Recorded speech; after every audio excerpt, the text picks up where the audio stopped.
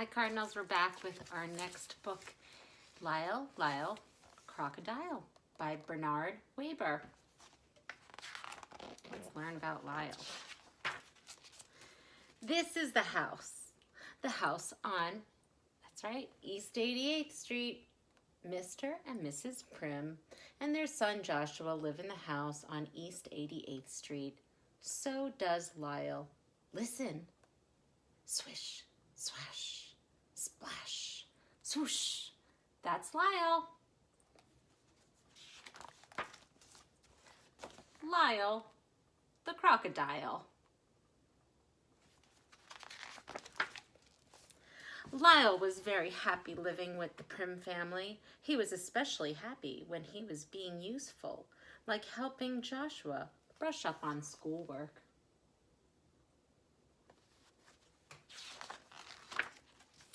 But if Lyle was happy, he was making someone else unhappy. Perfectly miserable, in fact. That someone else was Loretta, Mr. Grump's cat. Mr. Grumps lived just 2 houses away from the Prims. Whenever his cat caught even the slightest glimpse of Lyle, she would fling herself into a nervous fit. Lyle wanted desperately to win Loretta over. He tried flashing his sweetest, most toothsome smile at her to show how really friendly he was, but this only frightened the distrustful animal even more.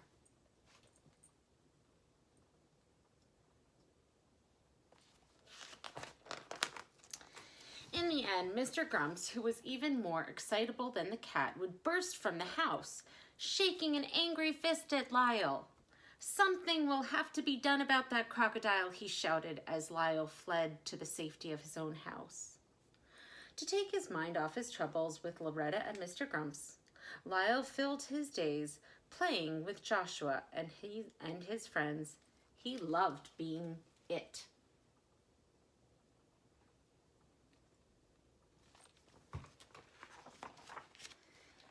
He could skip double dutch 100 times without missing. It came as no particular surprise that Lyle could high jump, but Loretta, who was just let out for an airing, was surprised. She was terribly surprised. Loretta was so surprised and so shaken she fled to the nearest tree, and no amount of coaxing would bring her down. Not until Mr. Grumps arrived to rescue and comfort her would she consider coming down. "Something will have to be done about that crocodile," stormed Mr. Grumps.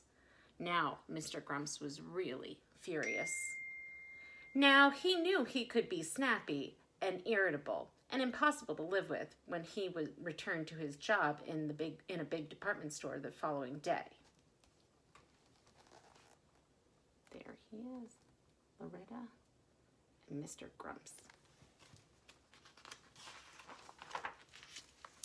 For the next several days, Mrs. Prim thought it best to keep Lyle close at her side. Together they fussed about the kitchen, preparing good things for the family to eat. When the weather permitted, they took lunch to the park. Lyle was always one for sharing. Cooking, eating in the park, sharing. They even took trips downtown. There was much to see in the big city, and there was much to do. Mrs. Prim could spend hours just browsing around antique shops. Look at Lyle with his silly hat.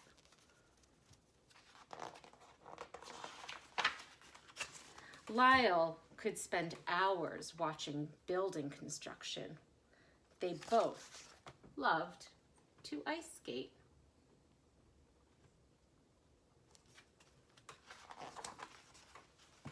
One day, Mrs. Prim and Lyle went shopping in a big department store.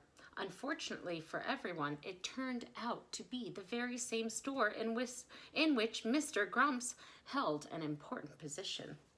And unfortunately, they were to hear from Mr. Grumps all too soon. For it was his voice that suddenly broke in over the loudspeaker to announce a sale in the pajama department.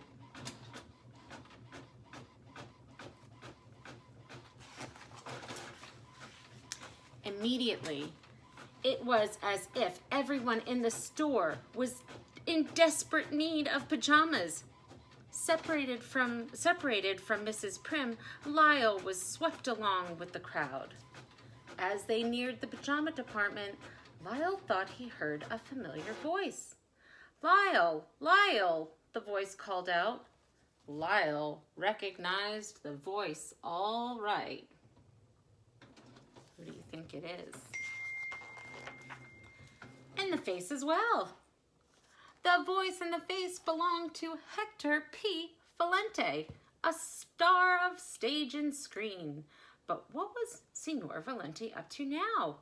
Well, for the moment it seemed he was very busy selling pajamas. Lyle remembered unhappily his days of traveling and performing with Signor Valente.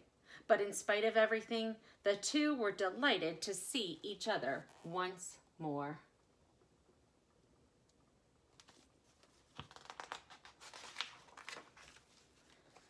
In another part of the store, Mrs. Prim searched frantically for Lyle. "Excuse me," she said to the lady at the information booth. "Have you seen a crocodile going past? He was wearing a red scarf." "No," answered the lady. "I have no information about a crocodile wearing a red scarf."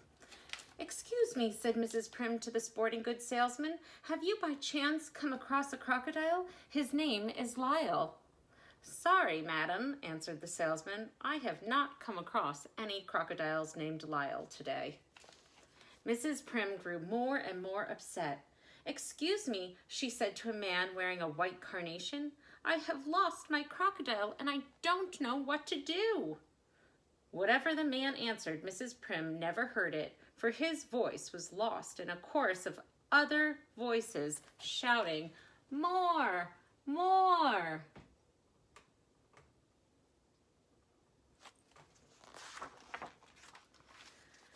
Those voices belonged to the huge crowds of shoppers surrounding Hector P. Valente and Lyle because they had an audience and because Signor Valente could not resist showing off. He had persuaded Lyle to join him in a free performance of their old stage act. "More! More!" the surprised but delighted shoppers called out, forgetting all about wanting or even needing pajamas.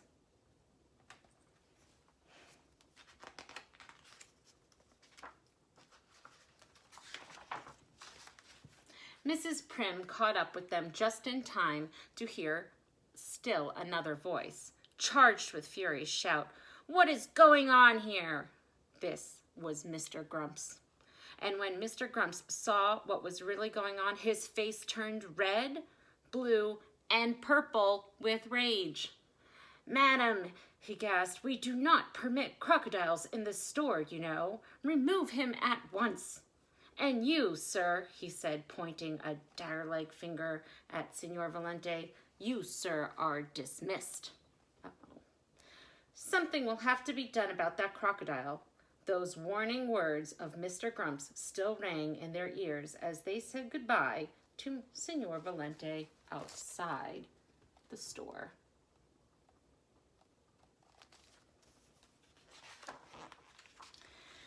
Mr. Grumps at last made good his threat to do something about that crocodile. The next day he appeared at the Prim's door with papers authorizing Lyle to be committed to the city zoo. "The zoo?" Mrs. Prim exclaimed miserably. "Whatever would Lyle be doing in the zoo?" "He'll be doing whatever it is normal crocodiles are supposed to be doing," snapped Mr. Grumps, who wasn't being at all nice about it. The Prims examined the papers. They appeared to be in order. There was little they could do, at least for the moment, to prevent Mr. Grumps from putting Lyle in the zoo. Lyle's first night was difficult indeed.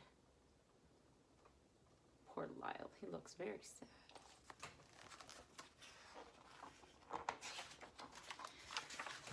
Not wanting to seem unsociable, he decided to join the other crocodiles who were cozily piled together. Just when he thought he had gotten himself comfortable on top, he awakened to find himself crushed to the very bottom. Lyle's restlessness so annoyed the other crocodiles that they all just got up and stomped off in a huff. Lyle was happier during the day when visitors came. He amused everyone with his unusual tricks, and before long, he was the biggest attraction at the zoo.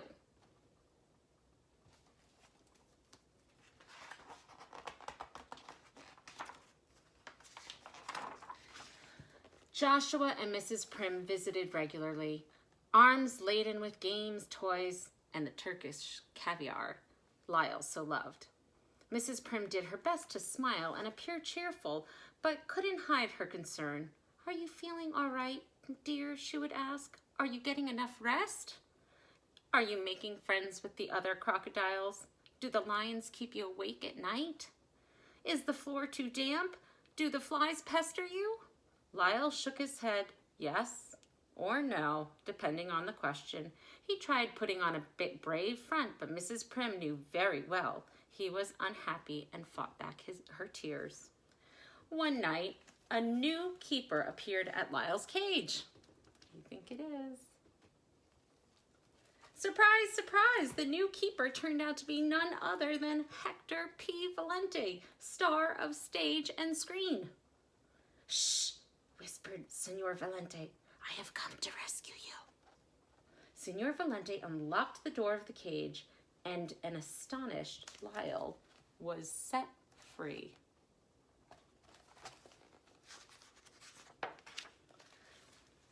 "You can't go home again," said Senor Valente when they had put the zoo behind them. Senor Valente was bursting with ideas. "We'll put our old act together again," he said. "We'll fly to Australia. They'll love us in Australia." Lyle groaned. The thought of never seeing the house on East 88th Street again was grim indeed, and too much for him to endure. Senor Valente read his thoughts and decided Lyle should have one last look at the house on East 88th Street. Approaching the now sleeping street, they were suddenly met with a wall of dense smoke. The smoke, they realized with horror, was coming from Mr. Grump's house. While Senor Valente ran to signal the alarm, Lyle broke into the house and rescued the sleeping occupants. Brave Lyle. A gasping, frightened Mr. Grumps and his cat were led to the safety of the street. Now the Prims and the entire neighborhood were awake and witness to Lyle's heroism. Mr. Grumps couldn't thank him enough. "Ladies and gentlemen," said Mr. Grumps to the crowd of onlookers, "Lyle is the bravest, kindest, most wonderful crocodile in the whole wide world. I would consider it a privilege and a pleasure to have him as our neighbor once more." "Hooray!" shouted the Prims. "Hooray!" shouted the crowds.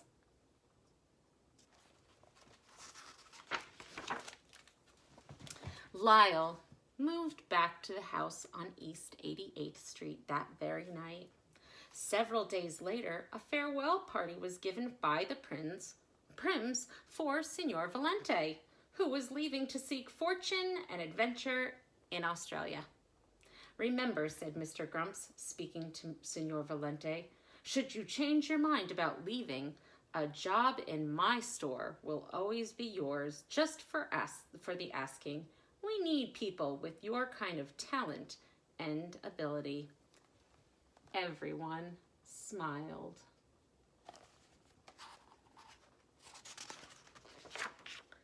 Even Loretta. The end.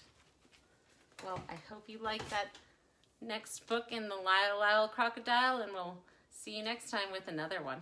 Bye.